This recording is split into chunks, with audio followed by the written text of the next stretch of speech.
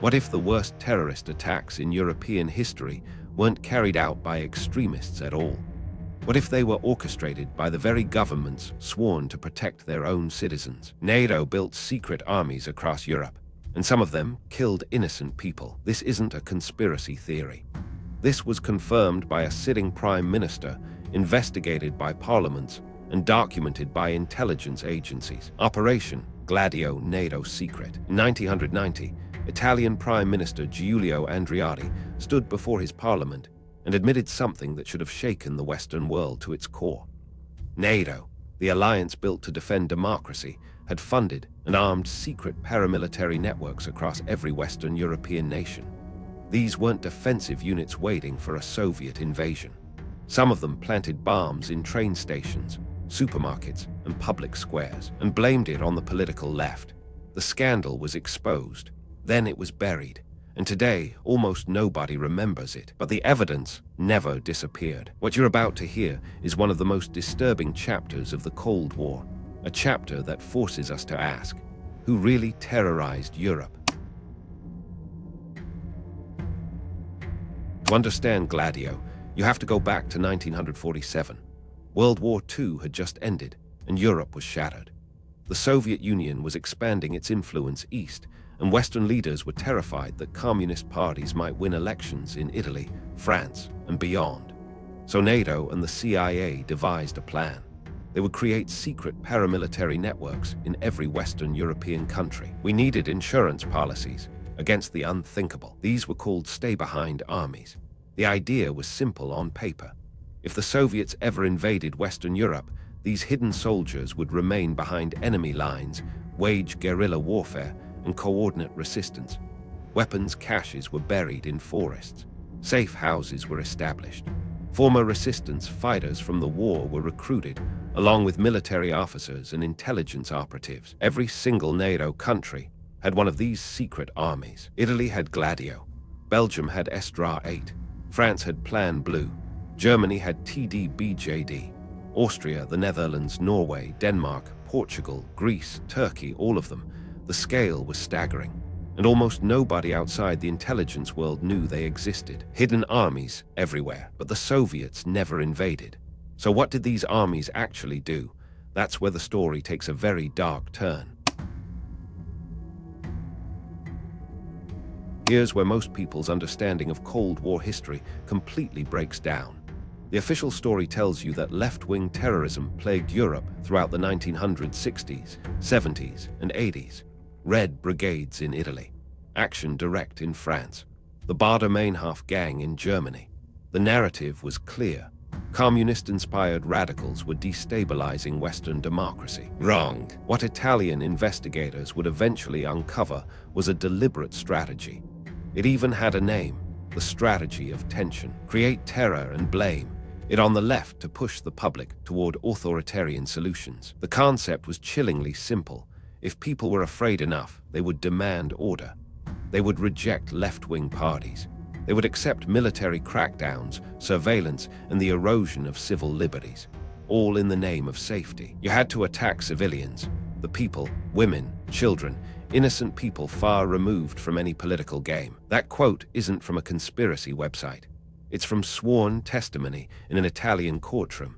If this is opening your eyes to something you've never been told before, hit like and subscribe, because we are just getting started. Because the specific attacks connected to this strategy are far worse than you imagine.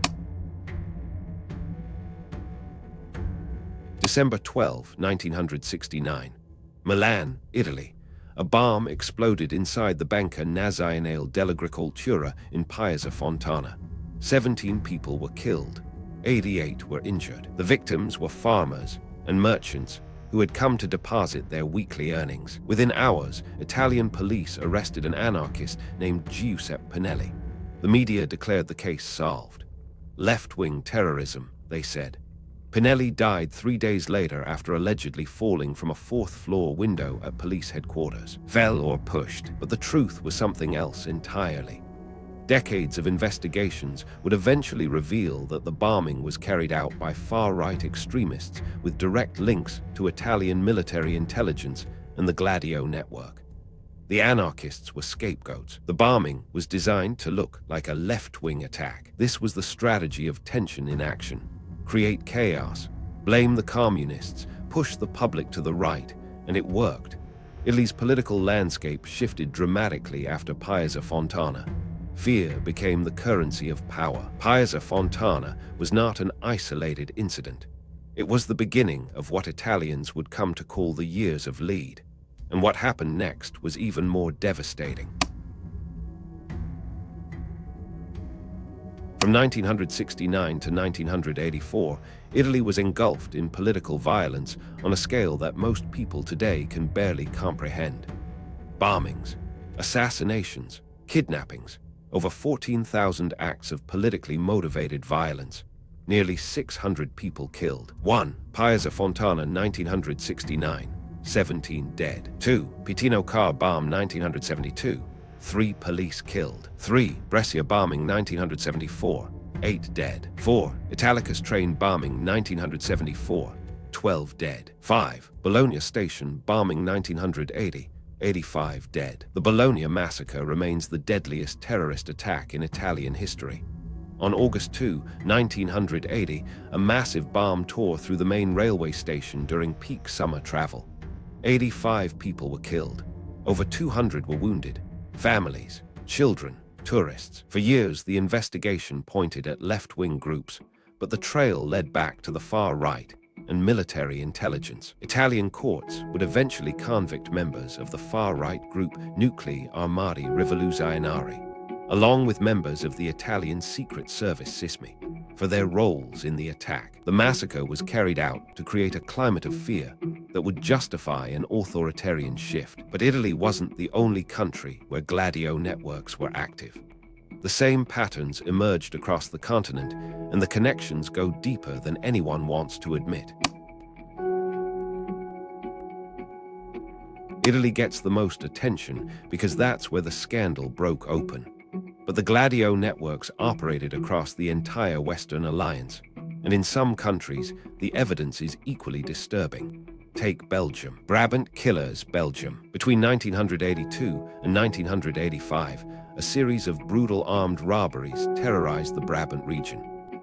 Gunmen attacked supermarkets with military precision, killing 28 people. The attacks made no economic sense. The robbers often killed indiscriminately, but stole almost nothing. The attacks looked designed to terrorize the population, not to steal money. Belgian investigators eventually discovered a hidden weapons cache belonging to the country's stay-behind network. Former members of the Belgian military intelligence were implicated. The case was never fully solved. In Turkey, the stay-behind network was linked to the counter-guerrilla organization, which had connections to far-right paramilitary groups involved in political assassinations and the 1980 military coup. In Greece, the stay-behind network operated alongside the military junta that seized power in 1967. In Germany, a former Gladio operative was connected to the 1980 Oktoberfest bombing that killed 13 people. The pattern repeats. Different countries, different names, same strategy, and all of it coordinated through the same alliance. This is the question that should keep you up at night. Who was giving the orders? The stay-behind armies were coordinated through 2 secret NATO committees, the Clandestine Planning Committee, or CPC, and the Allied Clandestine Committee, or AC. CPC, AC, NATO, CIA. These committees operated outside normal democratic oversight. National parliaments didn't know about them. Elected officials were kept in the dark. The CIA provided funding, training, and weapons through covert channels.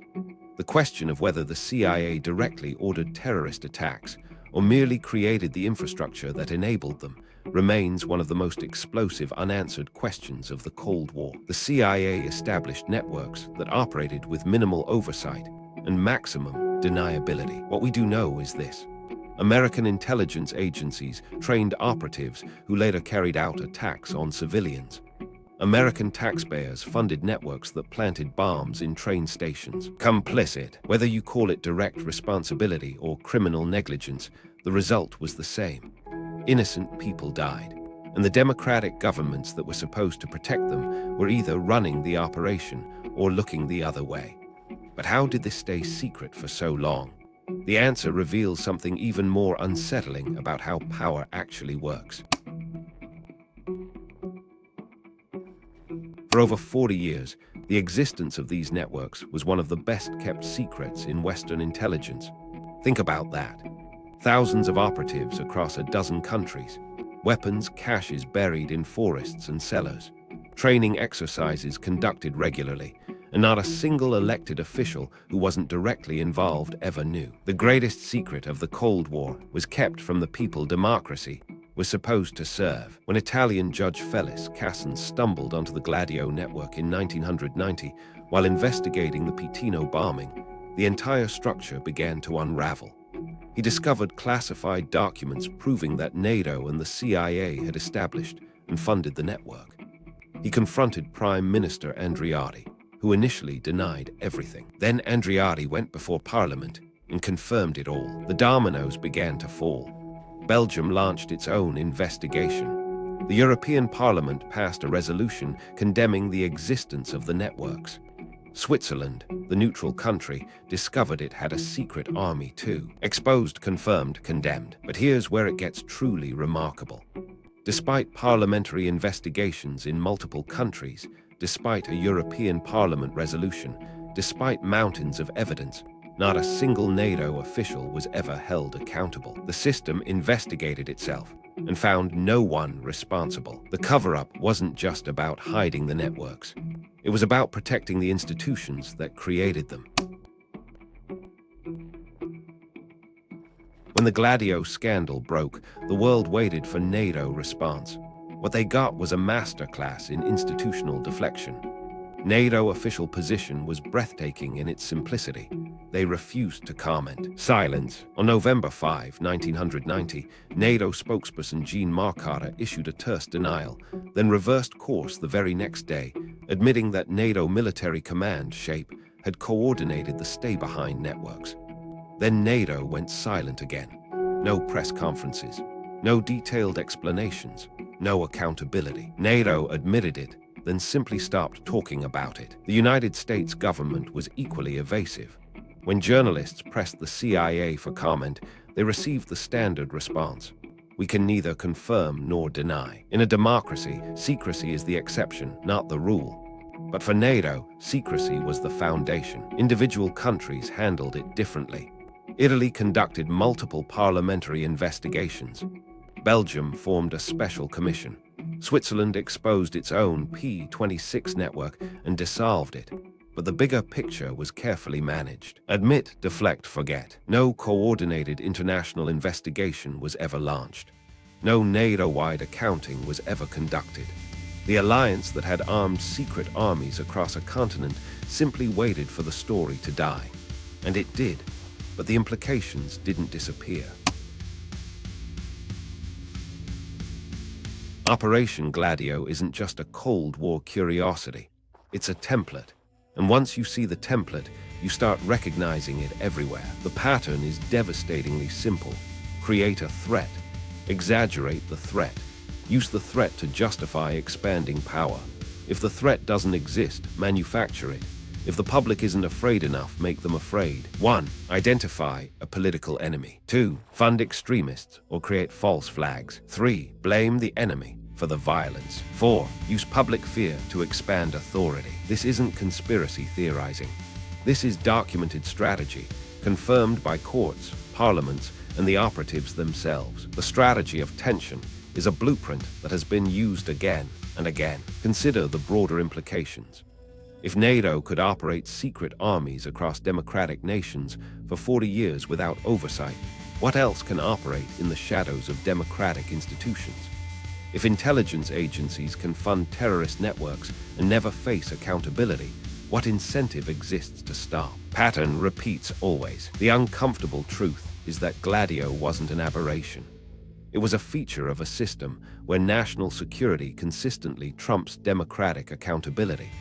And the question we should all be asking is whether that system has truly changed or simply gotten better at hiding.